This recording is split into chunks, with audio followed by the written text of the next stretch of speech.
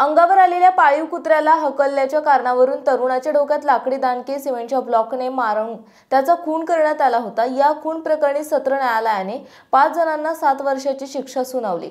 गणेश वाबळे, गोरक्ष लोंढे, उमेश खंडागळे, प्रदीप करपे आणि किशोर लोंढे अशी शिक्षा झालेल्यांची नावे आहेत। सागर चौगुले यांचा खून झाला होता। ही घटना हडपसरमधील डावरीनगर येथील पाण्याच्या टाकीजवळ 27 जुलै 2016 रोजी रात्री 11 वाजता घडली होती। गणेश वाबळे याचा कुत्रा सागर चौगुले यांचा मित्र शिंदे यांच्या अंगावर गेले होते।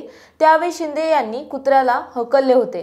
त्याचा राग मनात धरून तक्रारदार शिंदे यांचा मित्र सागर याच्या डोक्यात दांडके मारून आणि सिमेंटचे ब्लॉक मारहाण करून खून केला होता। या गुन्ह्याचा तपास पोलीस निरीक्षक संदीप देशमाने यांनी केला। आरोपी विरुद्ध न्यायालयात दोषारोपपत्र सादर केले होते। सरकार पक्षातर्फे सहाय्यक सरकारी वकील निवेदिता काळे, कोर्ट पैरवी पोलीस अंमलदार अविनाश गोसावी यांनी काम पाहिले। साक्षी पुरावे ग्राह्य धरून सत्र न्यायालयाने आरोपींना 7 वर्ष सक्तमजुरी आणि 50,000 रुपये दंड आणि दंड न भरल्यास 9 महिने साधी कैद अशी शिक्षा सुनावली आहे।